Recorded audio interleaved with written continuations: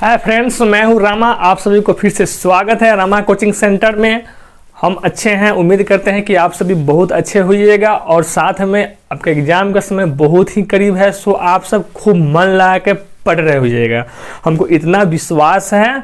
और आप सब भी अच्छे से पढ़ाई कीजिए, सिर्फ मेरे विश्वास करने से नहीं होगा, आप सबको भी अच्छे से पढ़ाई करना पड़ेगा। सर्दी तो है, बहुत है, पर ऐसा नहीं है कि आपका एग्ज़ाम रुक जाने वाला है। आपका एग्ज़ाम का जो डेट फिक्स हुआ है उसी एग्ज़ाम माने उसी डेट पर होगा। सो आज हम आप सबके लिए लाए हैं ऑब्जेक्टिव क्वेश्चन, जो आपको इस साल हूबहू वही एग्ज़ाम में देखने को मिलेगा। क्योंकि हम जो भी क्वेश्चन लेके आए हैं सभी क्वेश्चन का एनालिसिस करके तब हम आपके लिए क्वेश्चन बनाते हैं, आप सबके लिए मेहनत करते हैं और तब आपके लिए हम लाते हैं। इस साल जो 2022 से 2023 के बीच में जो एग्ज़ाम होने वाला है उसमें आपको यही क्वेश्चन डेफिनेटली देखने को मिलेगा। सो आप सब एकदम अच्छे से मन लगा के पढ़िए और अपना ख्याल रखिए।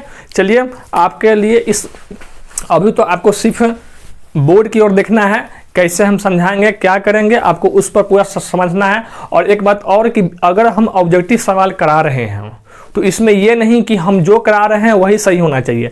अगर इस प्रकार से कोई भी क्वेश्चन अगर आपको पूछता है तो उसमें आपको गलती नहीं होना चाहिए। क्योंकि हम क्वेश्चन भले ही कम कराएं चाहे बेसिक कराएं, लेकिन जो उसका एनालिसिस होगा वो अच्छे से करते हैं और अच्छे से करेंगे, ताकि ऐसा कोई भी क्वेश्चन आए तो आपको एग्जाम में नहीं छूटना चाहिए। सो आपके लिए बहुत इंपॉर्टेंट है। चलिए आज का सेशन हम शुरू करते हैं। तो आपका पहला क्वेश्चन क्या है, कह रहा है कि 0 और 50 के बीच विषम संख्याओं की संख्या है। पहला क्वेश्चन है कि 0 और 50 के बीच विषम संख्याओं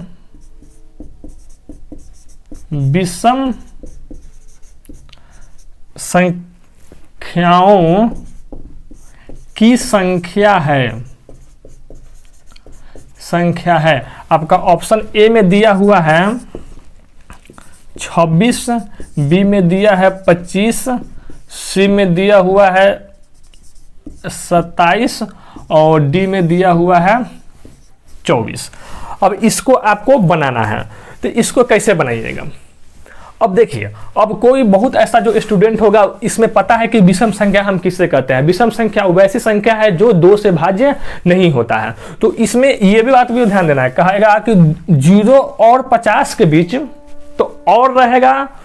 जैसे मान लीजिए आपको हम कहें कि 1 और 51 में कितनी विषम संख्याएं हैं, तो ये दोनों 1 और 51 दोनों काउंट होगा, दोनों जुड़ेगा। लेकिन यहां पर आपको ये बात नहीं बोला है, यहां पर ये बोला है कि 0 और 50 के बीच, क्या बोला है, बीच, मतलब इन दोनों को छोड़ के, माने 0 और 50 को छोड़ के आपको टोटल विषम संख्या निकालना है। माने इसमें विषम संख्या 50 नहीं है, सम है, पर अगर ऐसा बीच में बोलेगा तो हम पहला और लास्ट वाला को छोड़ देंगे, उसका काउंट हम नहीं करेंगे।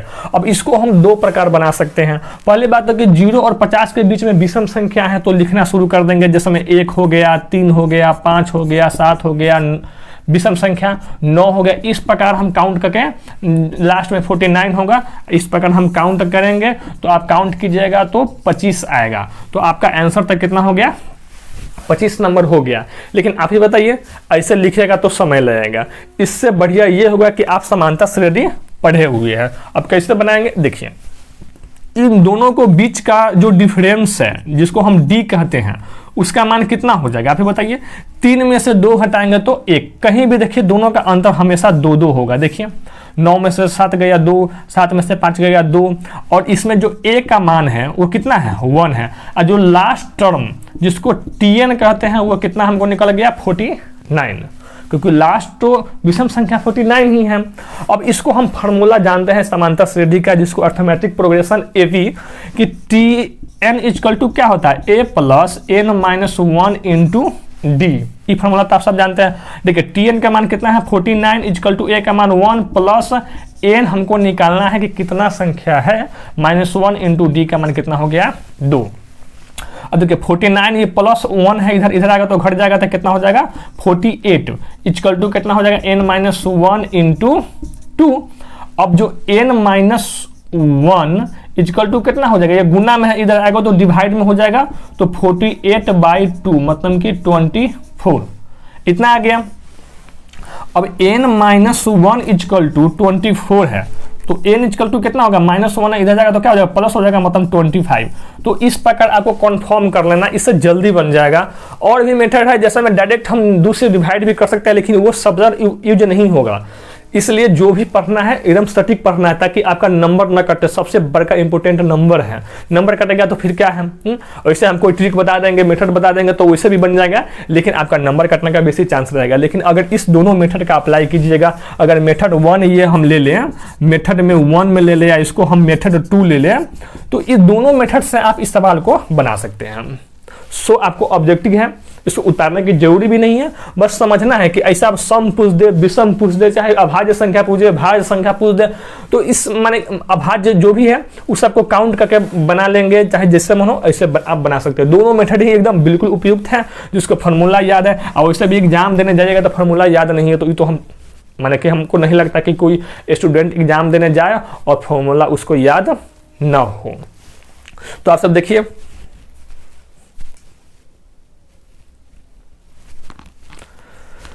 तो चलिए अब इसको हम मिटाते हैं। अब नेक्स्ट सवाल पे आते हैं, ये आपका सवाल नंबर 1 था।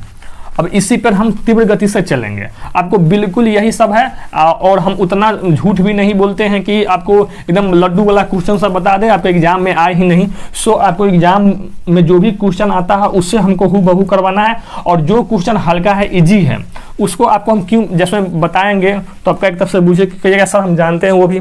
जैसे कह रहा है 5, दूसरा क्वेश्चन में कह रहा है कि 5, 15 और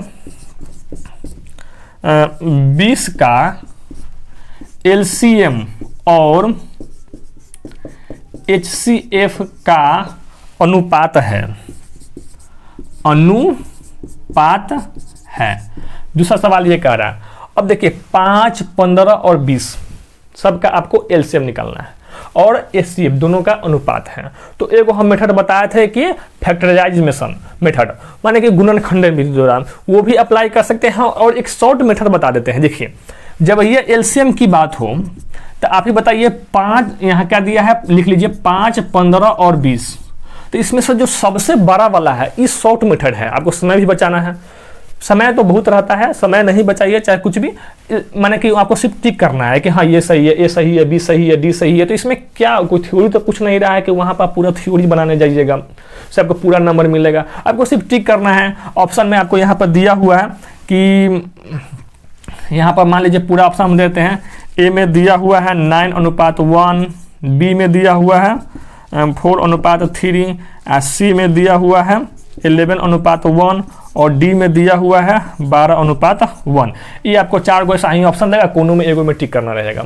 तो देखिए एलसीएम कैसे कीजिएगा, इस तीनों में सबसे बड़ा वाला संख्या कौन है, 20 है। कह जाएगा सर 20 है, तो क्या करेंगे हम 20 का काउंट करेंगे। देखिए अब 20 दूनी 40 लेंगे तो 40 क्या 15 से कटेगा, नहीं कटेगा। वो ऐसा संख्या होना चाहिए जो सबसे कट जाए। देखिए 20 × 60 लेंगे तो 60 क्या होगा, 20 से भी कटेगा, 15 चौका 60, 15 से भी कटेगा और 5 से भी कटेगा। मतलब कि 60 है, 60 से नीचे कोई भी संख्या आप लेके देखिए, इसका जो बड़ा वाला संख्या होगा उसी के क्रम में हमको चलना है। जैसे में देखिए 5, 15, 20, तो 20 जो सबसे बड़ा होगा उसका हम टेबल पढ़ना शुरू कर देंगे। 20 × 20, 20 दूना 40, 20 × 60, 20 चौका 80, 20 × 100, जहाँ तक वो संख्या जा वो संख्या लेंगे जो सबसे कट जाए। जैसे हम 40 लेते हैं तो 5 से कट जाएगा, 20 से कट जाएगा, लेकिन 15 का टेबल में 40 नहीं आता है, तो हम 20 × 60 ले लिए। तो 60 क्या है, अब 60 देखिए दोनों से कट जाएगा, मतलब इसका एलसीएम 60 ही होगा। अब रही बात एचसीएफ का, तो एचसीएफ में वो संख्या लेंगे जो सबको डिवाइड कर दे। अब आप ही बताइए 5 से लेंगे, 5 × 15 ये भी कट जाएगा, 5 होगा 20 में। हम जानते हैं कि 5 ही एक ऐसा संख्या है जो दोनों को काट रहा है। मैंने इसे अब निकालना नहीं आता है तो वो भी तरीका हम बताते हैं, लेकिन शॉर्ट मेथड में समझिए, आपको समय बचाना है। तो पूछा है कि एलसीएम और एलसीएम अनुपात इससे पूछा है। आप ही बताइए, एलसीएम आया 60, अनुपात कितना आया 5। अब काटिए 5 से, 5 × 1 = 5 और 12, मतलब कितना हो जाएगा 12:1। आपका आंसर क्या होगा, डी निकल के आंसर आ गया है। अब आपको मन कर रहा है कि सर हमको ना ये वाला मेथड पसंद ना है, हम बड़े मेथड से चलेंगे, तो चलिए कोई दिक्कत नहीं है, जिसमें आपको खुशी मिले। ये तो आपके लिए हम शॉर्ट मेथड बताए हैं। अगर मान लीजिए किसी बच्चा को फैक्टराइजेशन मेथड पसंद है तो 5 को हम तोड़ेंगे, 5 से तो 1 रह जाएगा। अब 15 को तोड़िए तो 5 से 3 से काटेंगे, 3 बचे और 5 से 1 हो जाएगा। अब 20 को तोड़िए, 2 से हो जाएगा 10, 2 से हो जाएगा 5। और आप ही बताइए, हम बताए थे 5 = 5 लिखेंगे, 15 = 3 × 5 लिखेंगे और 20 = 2 × 5 लिखेंगे। हम बताए थे कि HCF कौन होता है, जो सब में कॉमन हो। देखिए 5 इसमें भी है, 5 इसमें भी है, 5 इसमें भी है, तो HCF निकल के आ गया 5। LCM कितना हो जाएगा, जो कॉमन होगा उसको तो हम लिख लेंगे, बाकी जो नॉन कॉमन होगा सब लिख देंगे। तो 5 × 3 × 2 × 2, 5 × 15 2 × 30 2 × 60, कितना आ गया 60। ऐसे भी आपका बन गया ना, ऐसे भी बनना है और मेथड में अप्लाई करना, और भी मेथड है। अब बच्चा वाला जो मेथड जानते हैं अब वो निकालिए। 5 हो गया, 15 हो जाएगा, 20 हो गया, ऐसे तोड़िएगा। 5 से दे दिए, 5 कम 5, 5 का 20, 4 12, 12 5 60, ऐसे भी LCM 60 हो गया। SF निकालना हो तो फिर यहाँ पर जो भी ले लीजिए। चलिए 20 ले लेते हैं और 5 लेते हैं, 5 चौका 20, इसका ऐसे 5 और फिर 5 ले लेंगे और फिर 15 लेंगे, 5 या 15, मतलब कि हर हाल में HCF कितना आ रहा है आपको 5 ही आ रहा है। तो किसी भी मेथड में आपको कोई दिक्कत नहीं है। वैसे क्या हो गया, बिना LCM बिना SF निकालने डायरेक्ट बना सकते हैं। इसमें भी आपको पेन चलाना पड़ेगा, इसमें भी पेन चलाना पड़ेगा। तो आपको उम्मीद है कि ये पसंद में आया होगा। चलिए अब अगला सवाल पे चलते हैं हाली क्योंकि आपको ऑब्जेक्टिव करवाना है, अधिक समय तो नहीं लेंगे, क्योंकि ऑब्जेक्टिव में अधिक समय ले लियो तो फिर दिक्कत होगा। ये आपको सिर्फ और सिर्फ दिमाग में रखना है। किस प्रकार, देखिए कोई भी सवाल जो होता है वो कोई कहता है ना कि बहुत ही हार्ड है, हार्ड कुछ नहीं होता है। आपको उम्मीद, जैसे कोई भी सवाल आपको समझ में आ गया था आपके लिए वो इजी है, समझ में नहीं आया तो क्या हो गया, वो भारी हो गया। बस इतना ही है और कुछ नहीं है। अब कह रहा है कि निम्न में कौन अपरिमेय नहीं है। देखिए तीसरा सवाल में कह रहा है कि निम्न में कौन अपरिमेय नहीं है। ध्यान देखिए वहां पर आपको सवाल भी ध्यान से पढ़ना है। क्या बोला है, नहीं है, मतलब कि अपरिमेय नहीं होना चाहिए। ऑप्शन आपको ए में दिया हुआ है √10, बी में दिया हुआ है √24, सी में दिया हुआ है √35 और डी में दिया हुआ है √121। अब ये आपको ऑप्शन दे दिया। अब क्या पूछा, अपरिमेय नहीं है, मतलब वो परिमेय होगा, चाहे जिसका मान p/q के रूप में हम लिख सकते हैं वो होगा, है कि नहीं। अब देखिए अब √10 क्या इसको हम p/q के रूप में लिख सकते हैं, नहीं। एक वर्ड में अगर कोई बच्चा को p/q के रूप में अगर समझ में नहीं आ रहा है तो इतना बात समझ लीजिए जिसका एग्जैक्ट वैल्यू ना निकले, अपरिमेय है, जिसका बिल्कुल एग्जैक्ट वैल्यू। और थ्योरी में तो इसको हम इतना डिटेल में समझाएंगे कि आप सबको पूरा खोपड़िए में पैस जाएगा। सो आप सब टेंशन मत लीजिए, पढ़िए। ये मैंने कहने का मतलब ये हुआ कि एग्जैक्ट वैल्यू निकालना है आपको, ये नहीं कि डाउट में बेसी नहीं जाना है। कोई भी जो क्वेश्चन करता है, आपको पहले भी बताए थे कि जो क्वेश्चन करता है थोड़ा अधिक हुआ, चलिए जो क्वेश्चन करता है वही आंसर दीजिए, अधिक आंसर देने की जरूरी नहीं है।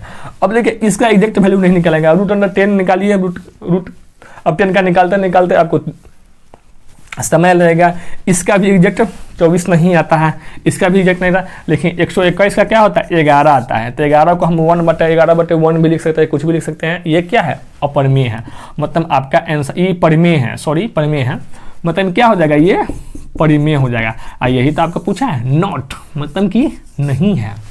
सवाल में बहुत वजह से निम्न में से कौन अपरिमेय है, पटाख दबर कोनो मार देगा। लेकिन ऑप्शन से भी यहाँ पर छांट लेना है। देखिए ये भी मान नहीं निकला, ये भी मान नहीं निकला, ये भी मान नहीं निकला, मतलब क्या है कि डी वाला का आंसर सही है, क्योंकि ये तीनों एक माने की कैटेगरी का है।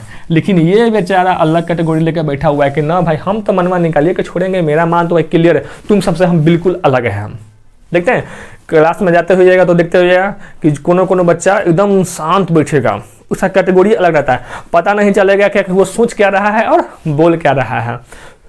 सबका एक अलग अलग कैटेगरी होता है। कोई पढ़ने में तेज है, कोई खेलने में तेज है, कोई किसी से कम नहीं है। कभी भी ये मत समझिए कि हम किसी से कम हैं। हाँ हो सकता है आपका जिस क्षेत्र में नॉलेज अधिक है उस क्षेत्र में किसी और का नॉलेज अधिक नहीं होगा, लेकिन सब बेहतरीन है। अपने आप में ये मान के चलना है कि हम बेहतरीन है, हमारे जैसा कोई नहीं है। अब इसका मतलब ये नहीं कि कल पूछना कि मेरे जैसा कोई नहीं है, ऐसा नहीं करना है। मैंने कहने का मतलब ये हुआ कि आप सबको बस ये समझ के चलना है कि हम किसी से कम नहीं है। भगवान जी बुद्धि सबको दिए हैं, जो भी है किसी के साथ कोई कमी नहीं है। जो भी मनुष्य जन्म लेता है उनका जो भी कॉमन सेंस वो भी होता है, लगभग जो आपके स्टडी पर डिपेंड करता है, एकाग्रता पर डिपेंड करता है कि कोई चीज़ को आप किस तरह से ले रहे हैं। कोनो बच्चा को देखिए जो गेम खेलता है बच्चा सब, हमको तो समझ में नहीं आता, लेकिन देखिए बच्चा सबको एकदम अच्छा से खेल रहा है गेम, लेकिन अधिकांशतः बच्चा को उस समझ में भी नहीं आता है। लेकिन कोई बता देखिए मैथ में इंटेलिजेंट है, कोई साइंस में इंटेलिजेंट है, कोई फिजिक्स में, कोई केमिस्ट्री में, कोई बायो में, कोई जो भी हो, कोई फुटबॉल में है, कोई बैट बॉल में है, कोई किसी से कम नहीं है। तो अपने आप को कभी कम मत समझना है, एकदम होता है ना कि एकदम दहाड़ना है कि हाँ मेरा में भी एक गुण है, बशर्ते वो डिपेंड करता है कि वो गुण आप कब पहचानते हैं, ये डिपेंड करता है। हो सके किसी को पता नहीं चलता है, कोई समझता है कि यार हम क्या करें, लाइफ में बोर हो रहे हैं। बोर नहीं होना है, आपको समय आएगा आप भी नाम कमाइएगा, लेकिन अभी आपको अपना लक्ष्य नहीं भूलना है। अब कोई कहते हैं मेरे में तो गुण क्वालिटी तो है ही, हम तो बिल्कुल पढ़ेंगे नहीं, मैट्रिक में जाएंगे सीधे पास हो जाएंगे, ऐसा होता है क्या? नहीं, वो भी मेहनत करता है, मेहनत आपको करना है। सबके लिए जो कैटेगरिया होता है समान होता है। चलिए, उम्मीद है आपको ये समझ में आया होगा। अब अगला सवाल पर, क्योंकि समय कम रहता है और थोड़ा बातें कम, चलिए अगला सवाल पे चलते हैं। चौथा सवाल में कह रहा है कि दो संख्याओं ए, देखिए जो पढ़ा है वही आया हुआ, दो संख्याओं ए और 18 का एलसीएम 18 और एचसीएफ, वहां पे लघुत्तम समावर्तक लिखा रहेगा, महत्तम समावर्तक लिखा, चाहे एलसीएम चाहे इतना दो है। तो ए इक्वल टू क्या है? आपको ऑप्शन दिया हुआ है 2, बी में दिया हुआ है 3, सी में दिया हुआ है 4 और डी में दिया हुआ है 1। अब ये भी कोई बताने वाला सवाल है, आप ही बताइए। दो संख्या दिया हुआ है ए और 18, एलसीएम दे दिया, एचसीएफ दे दिया। हम बढ़िया से जानते हैं कि दो संख्या का गुणनफल उन दोनों संख्या का एलसीएम गुने एचसीएफ होता है। वही फॉर्मूला लगा दीजिए, ए गुने 18 इक्वल टू एलसीएम कितना दे दिया है 18 और एचसीएफ कितना दे दिया है 2। तो एलसीएम 18 देखिए, तो ई 18 से 18 तो सीधे कट गया, ए इक्वल टू 2, इसमें तो कुछ था ही नहीं, हम तो ध्यान नहीं दिए थे। मतलब कि जो भी संख्या ए का मान आया कितना आया 2 आया, बन गया सवाल, बिल्कुल बन गया। इसको जो भी है थोड़ा लिखने में टाइम लगा, बनाने में टाइम लगा, बताइए क्यों? क्योंकि कॉन्सेप्ट क्लियर रहेगा तो सवाल भी बनाने में दिक्कत नहीं होगा। अब किसी को ये भी फार्मूला याद नहीं होगा कि दो संख्याओं का गुणनफल उन्हीं दो संख्याओं के एलसीएम और एचसीएफ के गुणनफल क्या इक्वल होता है, तो आप ही बताइए कोई कैसे बनाएगा? नहीं बनाएगा ना। सो आपको फार्मूला पर तो अधिक को ध्यान देना ही है, और एग्जाम देने से पहले ये भी बताएंगे कि किस प्रकार पढ़ना है। करेगा यदि पी तथा क्यू दो अभाज्य संख्या है तो उनका मस है। क्या सवाल है? ये 5वां सवाल है। कह रहा है कि पी और क्यू दो अभाज्य संख्या है, ये समझिए थोड़ा। कह रहा है कि दो अभाज्य संख्याएं है तो इसका एचसीएफ होगा, माने कि महत्तम चाहे मस होगा। क्या होगा? मस होगा। ऑप्शन आपको ए में दिया हुआ है 2, बी में दिया हुआ है 0, सी में दिया हुआ है 1 या 2 और डी में दिया हुआ है 1। अब इस सवाल को समझिए, क्या बोला? अभाज्य संख्या। बार बार आपको हम रट के बताए हुए हैं कि अभाज्य संख्या वैसी संख्या है जो उसका सिर्फ 2 गुणनखंड हो। एक तो 1 है, वो तो सब में चला जाएगा, लेकिन एक खुद हो, किसी से वो न कटे। अब अपना मन से कोई भी 2 अभाज्य संख्या बताइए। चलिए हम 5 ले लेते हैं और 9 ले लेते हैं। नहीं, 5 9 नहीं अभाज्य संख्या है, 5 ले लेते हैं और 7 ले लेते हैं। ये दोनों क्या है? अभाज्य संख्या है। 5 भी देखिए 1 और अपने आप से कटेगा, 7 भी देखिए 1 और अपने आप से कटेगा। अब 5 7 का एचसीएफ निकालिए। चलिए 7 हो गया, यहाँ पर 5 ले लिए, 1 5 2, यहाँ 5 2 दूनी 4, 1 2 1 2 बार में कितना आया 2 कट गया, कितना आया सिर्फ 1 माने कि 1। अब कह जाएगा सर एगो एग्जाम्पल दिए हैं हमको सीधे 1 कर दिए हैं। इतना बात ध्यान में रखिएगा कि कभी भी दो अभाज्य संख्या का जो एचसीएफ होता है हमेशा 1 ही होता है। एकदम खोपड़िया में बैठाइए लीजिए कि कभी भी जो दो संख्या होगा उसका एचसीएफ, जो अभाज्य संख्या होगा उसका एचसीएफ हमेशा 1 ही होगा, 1 के अलावा कुछ नहीं होगा, 1 ही होगा। अब और किसी किसी को और मन में शंका होगा कि सर एगो और बता दीजिए, चलो एगो और बता लेते, तो कोई भी संख्या तुम बताओ अभाज्य संख्या। चलो हम थोड़ा बड़ा ले लेते हैं, एगो 11 ले लेते हैं और 13 ले लेते हैं, कोई भी अभाज्य संख्या, चाहे अगर कहिएगा सर लगे लगे वाला ले लेते हैं, कोनो ले लेते हैं, चलो 19 ले लेते हैं, 11 और 19 लिए। देखिए 19 है और 11 है, एक बार में दिए 11 मतलब गया 8 ही मतलब गया 11, फिर एक बार में दिए 8, 8 3 11 मतलब गया 8, 3 दूनी 6 मतलब गया 2 मतलब गया 3, फिर दिए एक मतलब में यहाँ तो गया 2, यहाँ 1, यहाँ फिर देखिए 2, फिर 2 एकम 2 कट गया, कितना आया, इससे 1 आया ना। तो इसी को ऐसा ही थॉट होना चाहिए, चाहे हम रहे चाहे आप रहे। सवाल बनाते समय ये नहीं सोचना है कि हमको ये नहीं आ रहा, आना ही चाहिए। क्या नहीं आएगा, आएगा 100% आएगा।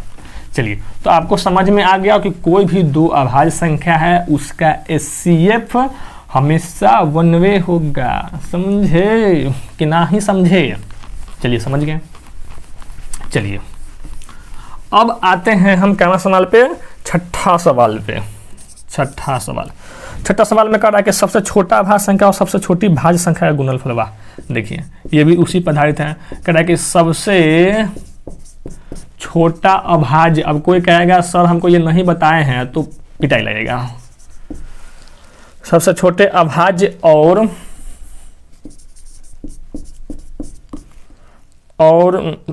सबसे छोटी भाज्य, सबसे छोटी भाज्य संख्या का गुणनफल है। आपका ऑप्शन में दिया है, एक में दिया है 10, बी में दिया है 6, सी में दिया है 8 और डी में दिया है 4।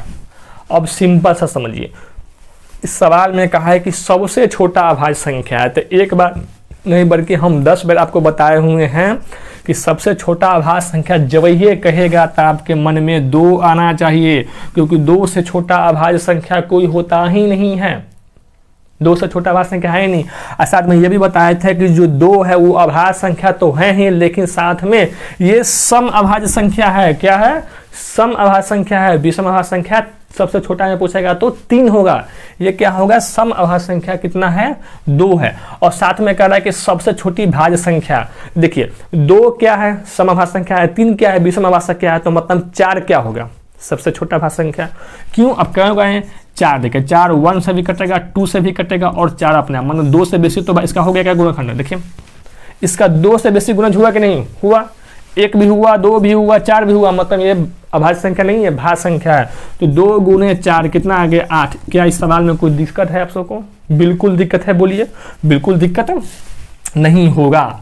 समझ में आ गया। और रही बात मेरा राइटिंग पर, तो आप मेरे राइटिंग से भली भांति परिचित हैं कि थोड़ा पढ़ते पढ़ते आप सबको भी हैबिट हो जाएगा। मैं राइटिंग समझ में आए, पता नहीं शायद समझ में आता भी होगा, पर हम बोल तो देते हैं, ये समझिए। कह रहा है कि 7वां में देखिए, निम्न में कौन सी अभाज्य संख्या है? 7 में देखिए कह रहा है कि निम्न में कौन सी अभाज्य संख्या है। अब ये तो हमको बताने की जरूरी भी नहीं पड़ेगा, हमको जहां तक लगता है वहां तक। 29, बी में दिया है 25, सी में दिया है 16 और डी में दिया है 15। अब बोला है कि इसमें अभाज्य संख्या कौन है। आप ही बताइए, इसमें कोई भी ऐसा जो आदमी अभी देख रहे होइएगा, क्या उसको समझ में नहीं आया अभाज्य संख्या कौन हो? देखिए 29 क्या है? ये एक और अपने आप से बेचारा कट रहा है, बाकी इसको कोई नहीं कटेगा। 25 देखिए, पहली बात तो 25 कैसे देखिए, 1 से भी कटेगा, 5 से भी कटेगा और बेचारा 25 अपने आप से भी कटेगा। 16 देखिए 1 से कटेगा, 2 से कटेगा, 4 से कटेगा, 4 से कटेगा, 8 से कटेगा, 16 से भी कटेगा। 15 को देखिए 1 से कटेगा, 3 से कटेगा और 5 से कटेगा। देखिए लेकिन इसका क्या है? सिर्फ 2 है, 1 और 29 है, और किसी से कट रहा है? नहीं कट रहा, मतलब कि बेचारा ये वाला आंसर हो गया। ठीक है, चलिए अब आगे आते हैं, 7वां नंबर सवाल आपका सॉल्व हो गया है। अब आते हैं 8 नंबर सवाल पे। चलिए 8 नंबर सवाल कह रहा है कि 3.27 पे रेकरिंग है, क्या है? इस सवाल पूछा। एक में पूछा है एक पूर्णांक है, बी में पूछ दिया है एक परिमेय संख्या है, और ए हो गया ई, बी और सी में पूछ दिया है एक प्राकृत संख्या है, और डी में पूछ दिया है एक अपरिमेय संख्या है।